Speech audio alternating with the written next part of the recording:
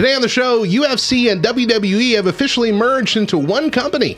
What does this mean for these two similar yet completely different fighting-focused entertainment brands? Well, they're hoping for a total knockout.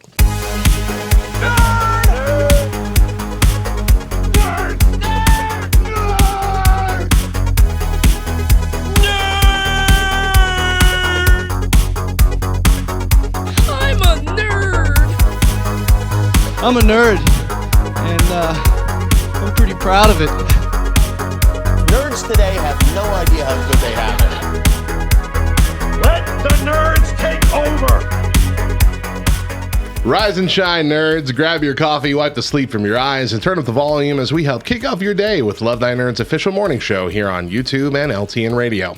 I'm Radio Matt. I'm the Director of Content and Resources for Love Thy Nerd. And I'm Deidra, the People's Champion. Thank you for making us your daily stop for the latest in nerdy news, now Monday through Friday. Let's get to our top story. UFC and WWE officially merge under the TKO group. Okay. Make a new company called TKO.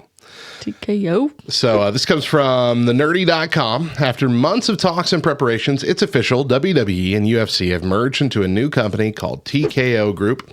As of Tuesday, the TKO Group is listed on the New York Stock Exchange and is being described as a new premium sports and entertainment company serving more than 1 billion young and diverse fans, reaching viewers in 180 countries, and producing more than 350 annual live events by parent company Endeavor. Endeavor will now own 51% of TKO Group, seeing Vince McMahon no longer in control of the WWE for the first time. And WWE shareholders will hold the remaining 49% of the TKO Group. Endeavor CEO Ari Emanuel will serve as TKO's, it's hard to say that over TKO's chief executive, and McMahon will serve as the executive chairman. Dana White will remain as the CEO of UFC, along with Lawrence Epstein as COO. And then over at WWE, Nick Khan will continue to serve as president there. The company is currently valued at $21 billion with annual revenues of around $2.5 billion. Endeavor has shared that there is less overlap between the two brands than you may think, with WWE focusing more on a family-centric material and MMA serving more college-age fans at the UFC there. All current TV deals will remain in place, but the new company is currently negotiating for future deals. UFC's deal with ESPN is good through 2025, while WWE's deal with Fox and Comcast will expire in October of 2024. The company said, we're in conversations with multiple players on either renewing with incumbents or moving to another partner. For now, the brands will remain independent of one another in the U.S., but may also see them combine in other countries. The deal's been discussed for what feels like years, but it's finally come together. So, all this to say, WWE, UFC, two completely separate,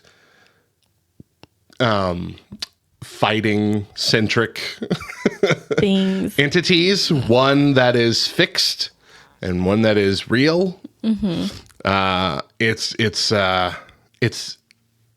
They've worked together a lot, I guess, in the past, and so it kind of does make sense.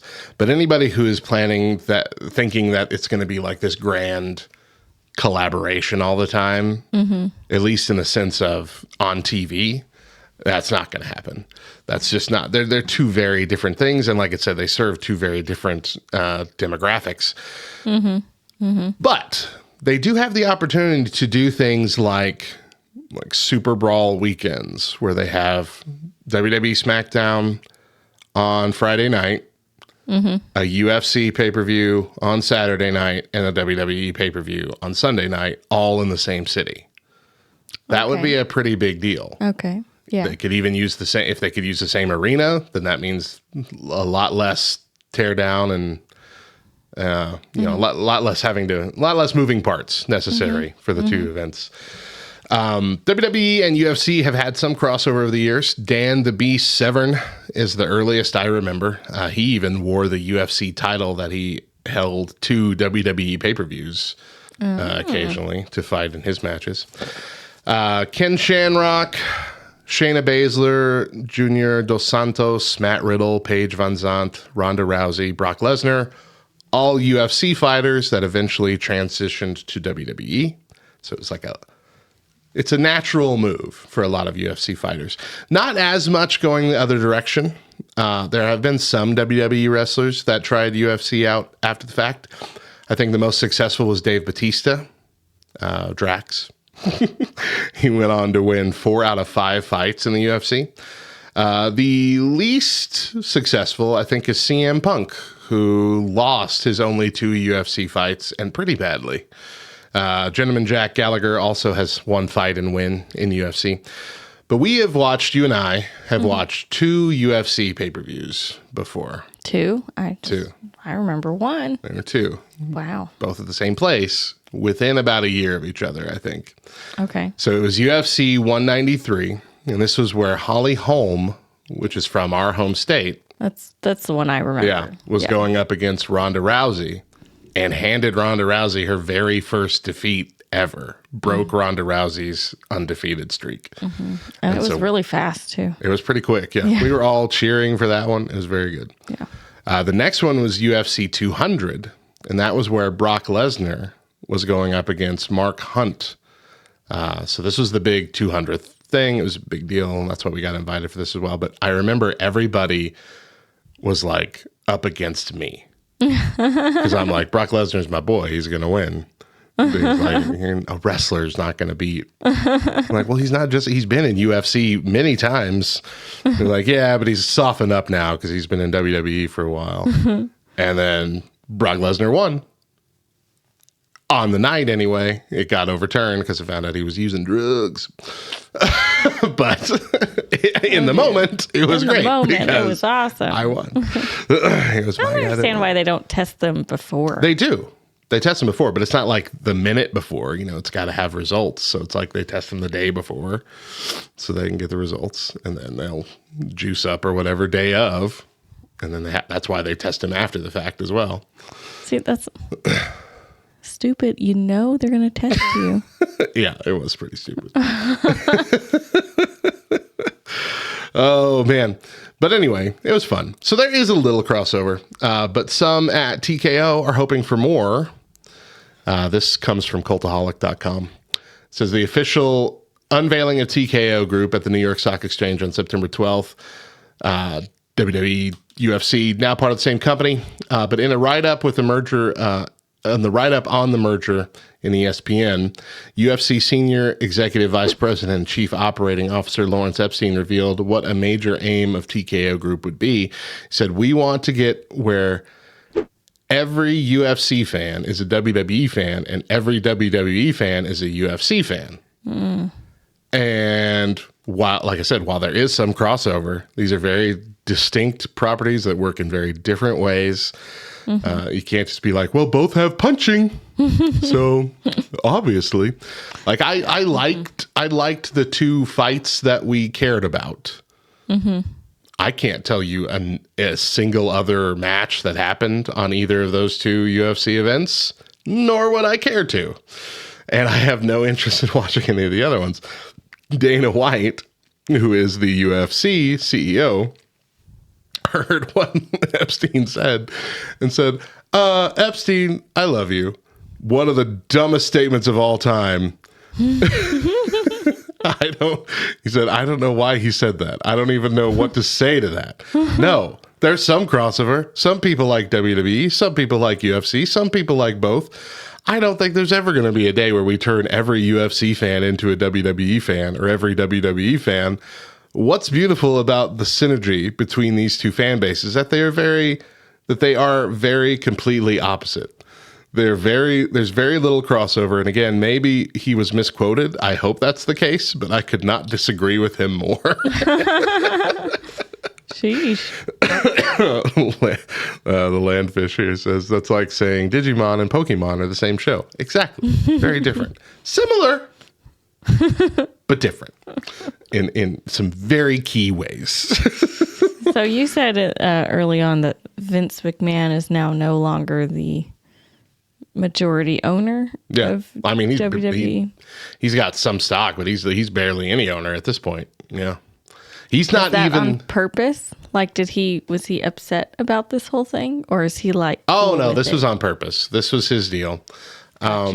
this is the main reason he came back to the company after kind of leaving in disgrace about a year ago, was to facilitate this sale. But he's not even just over WWE anymore. Like, that's not his main focus. He is a part of this joint group. He's one of the executives of the joint group, the TKO thing. So I'm hopeful he's stepping away from WWE some more. Because once he's gotten back, he's all, no, I'm just back to do the sale. But he's also been making changes. I'm like, hey, stop it. We were getting to a great place with you gone. Please stop. You're 1,000 years old. You don't know what people like anymore. Please stop.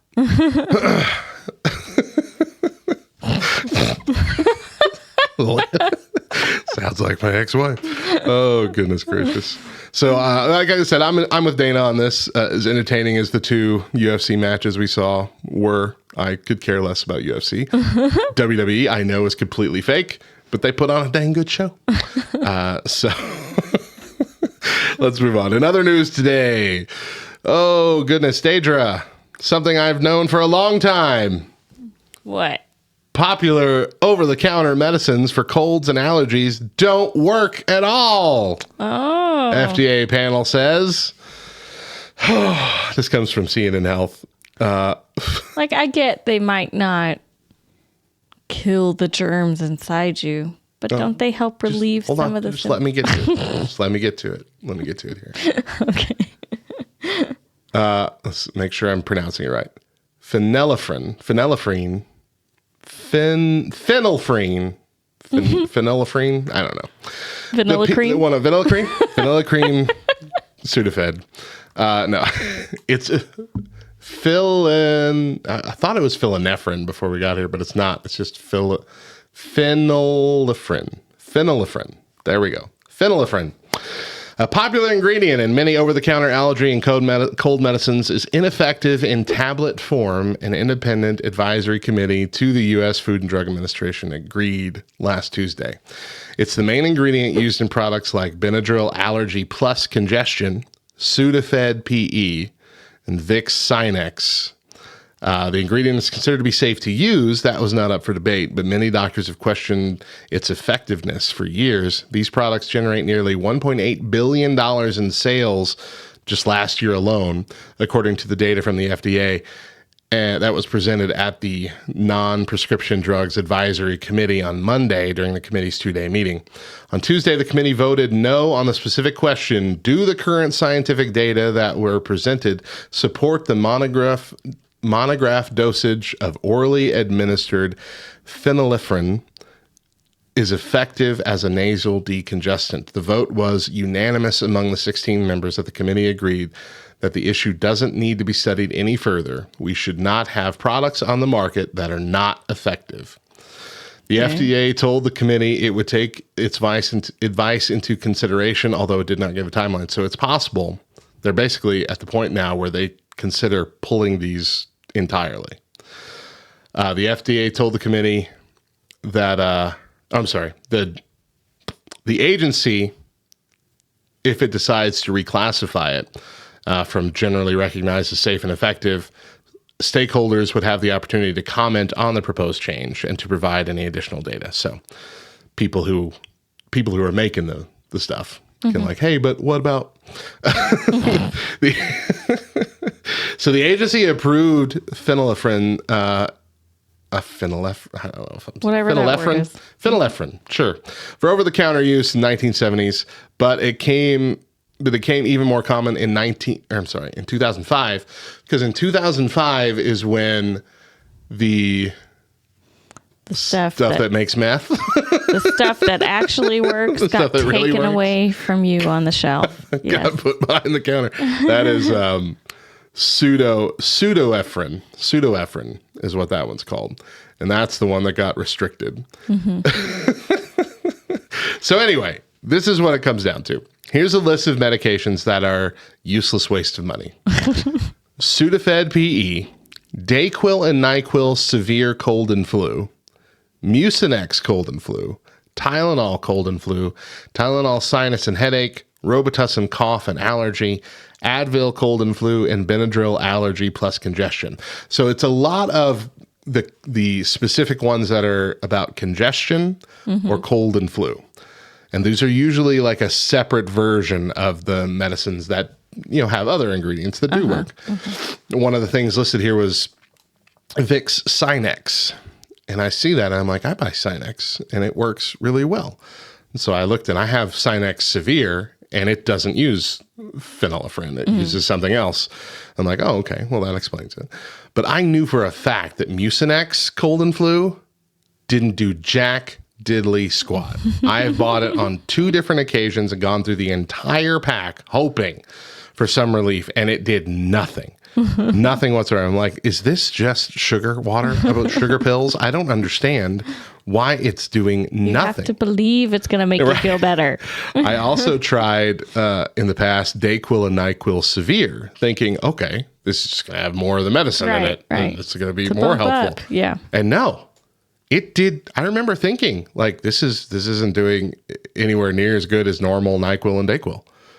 Isn't that crazy to think about? You're getting the stuff that's supposed to be for the hardest of cases. Right. And it doesn't work as good as the regular stuff because that drug doesn't work. So the issue is that phenylephrine, whatever. I can't decide how I want to say it. Move on. Only works well if it has like direct contact with your nose, like in your nasal passages. Rub your medicine all over your nose. So shove the pills of the. No, it's saying that when you swallow them in tablet form, you're not going to get nearly enough of the medicine that actually make it to your sinuses. Gotcha. To help. It can help better in nasal spray form. So here's where the issue is going to come in. What we're going to see be the big deal is this is like one of the best-selling medications because people are desperate for relief when they have cold and flu and congestion. And the people that make these medications aren't going to want to lose out on all that money. And so they're going to say things like, actually, I think they said it in this article. They're going to say things like, I can't find the exact quote. It's a big article. But it's essentially, they're going to say like, people count on this medication. And if we take it away, they're going to be very upset. And like, yeah, but it doesn't work. Doesn't work. You understand? It doesn't work. Yeah, but people are going to want it. And if they don't have it, they're going to be mad. You're selling what's essentially a placebo at this point. We need to stop that. Give them the medicine that does work. I mean, it also, that the other point that they try and make is that people prefer tablets to nasal sprays. Like, sure. Right. But the tablets don't work.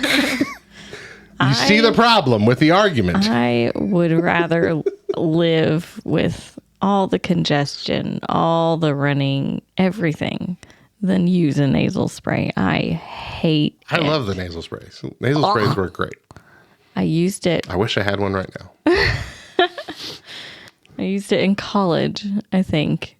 One time when my voice instructor told me, oh, if you're getting on a cold, use this stuff and it'll just wipe it right out. It gave me a bloody nose. I just kept, like, throughout the day, just kept, boom. Oh, I'm running blood all out my nose because I'm using this nasal spray. Goodness gracious. No. I will not use your nasal spray. I will just deal with it.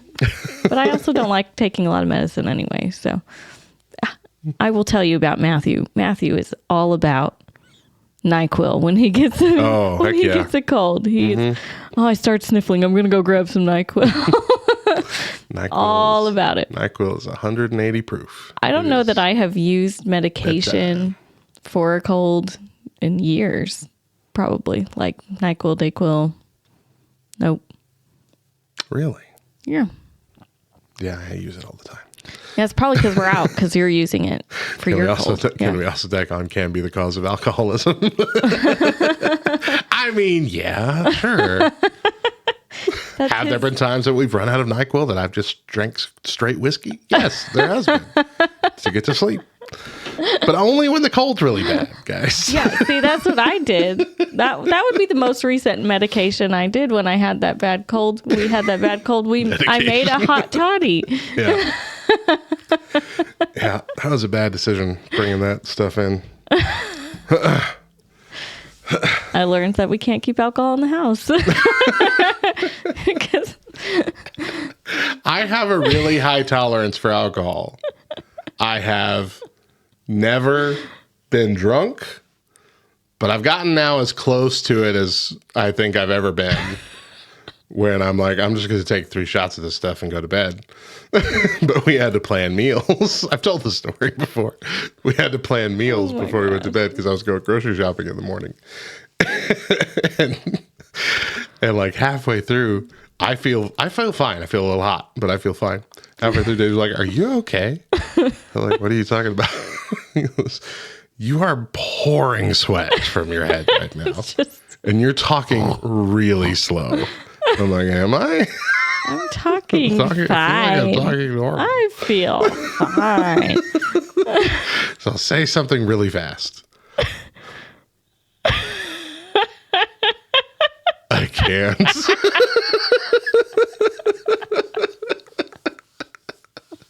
And then we went to bed and I was fine.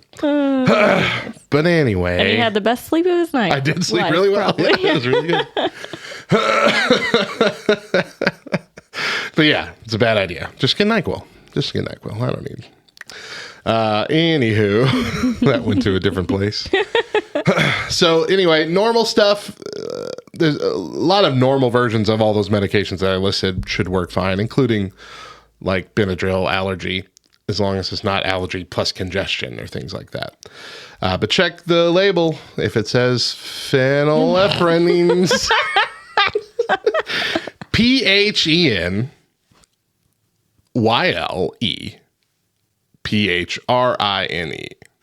Okay?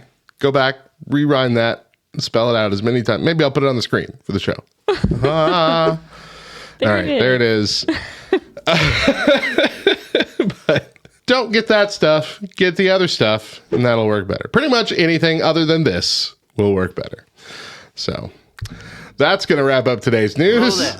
Thank you for the follow, Stephen W. Bueller? Is that Bueller? Okay, yeah. We're going to take a quick break.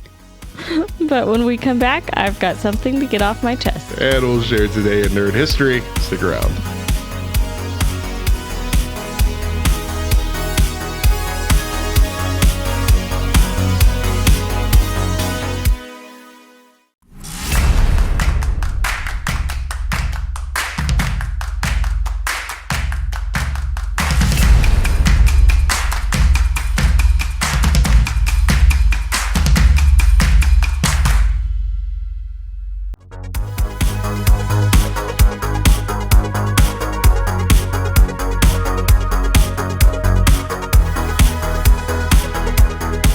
Welcome back to Rise and Shine Nerds, LTN's official morning show here on YouTube and LTN Radio. For this next segment, Deidra is taking the reins with something to get off her chest. Take it away. Okay, so hello. Follow Landfish. So I didn't think of another topic, so I am forced to tell you guys about a recent experience where I just embarrassed myself and completely scarred my daughter for life. Yeah. Traumatized her. Traumatized. Oh, we were camping and Not we. Okay, yeah, no. Matt doesn't go camping. She went with her father and the children. So yeah, we had my sister and her kids also. My dad has 2 campers now so that we can all go together. Because, that's just how we do it. And we're out at the campsite. It's the last day. Everybody's like cleaning up. We've had a great time. And we had found out in our couple of days there that there was this tree that the caterpillars loved. We counted, I think, up to like 15 caterpillars one time. And Natalie is 2, and she loved finding all the caterpillars and looking at them. She says caterpillar, really cute, by the way. And we're looking at this tree at all the caterpillars. And my nephew, he's turning 18, he said, oh, Aunt Deidra, I just saw like a lizard crawl across your shoes. And I was like, trying to be brave. Yeah, I'm like, oh, okay. Where'd it go? And he's like, I don't know. I don't know where it went. I'm like, well, what direction did it go? And he like points across my shoe this way. And, you know, like, oh, it ran across your shoes like that. So we're like looking all over. Can't find the thing. We move on in life. I got to say, it was like 10 or 15 minutes later. Solid minutes. Lots of time has passed between him telling me he saw a lizard crawl across my feet. And I'm reaching up to take down the hummingbird feeder that we had put up. And Natalie like pats me and she goes, mommy, mommy. And she points at the back of my leg. And I'm like, what are you looking at? I look, and that lizard has been just hanging out on the calf of my right leg the entire time. I drop the bird feeder, start screaming at the top of my lungs, whack that thing off my leg. And so Natalie, who was not scared of it a second ago, right? She pointed it out. Starts screaming and stomping her feet like it's gonna crawl up her. Oh my gosh, everyone's like, what happened? I thought you got stung by a bee or something. Like, I thought a bear was gnawing on your leg. And I'm telling you, the lizard was probably like this Teeny big. tiny. Like, Super small. Like, yeah, super tiny lizard. Small enough that you don't feel it on you. Small enough that it's not even possible it could even kind of hurt you in any possible way. I know, it's a lizard. It's not going to hurt me. But I felt so bad for Natalie. She was upset and would not let me put her down on the ground for a solid 10 minutes. For fear. Yeah, I had to carry her around as we're getting everything else together. Completely like shattered her dreams of being a nature girl. Well, this was fun. I never want to go camping again. Thank you, Mommy. Yeah. So that's what happened to me on the camping trip. So she's a spaz. Yeah.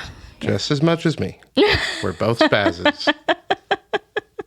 So don't let her fool you into thinking she's all cool all the time. That's right. I can lose it. I can lose it.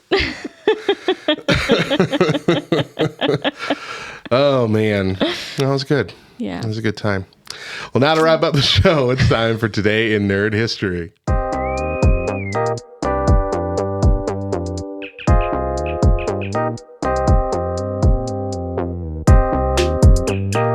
Today in Nerd History.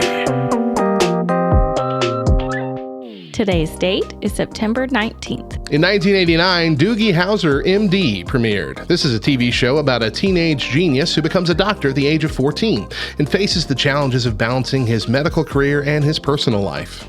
In 1994, ER premiered. This TV series follows the lives and challenges of the doctors and nurses of the emergency room at a fictional Chicago hospital. It is one of the longest-running and most acclaimed medical dramas in American television history. In 2005, How I Met Your Mother premiered. This is a sitcom about a man named Ted, who tells his children the story of how he met their mother, with the help of his 4 best friends and their adventures in New York City. In 2016, The Good Place premiered. This is a show about 4 people who end up in a heavenly afterlife, but soon discover that something is horribly wrong.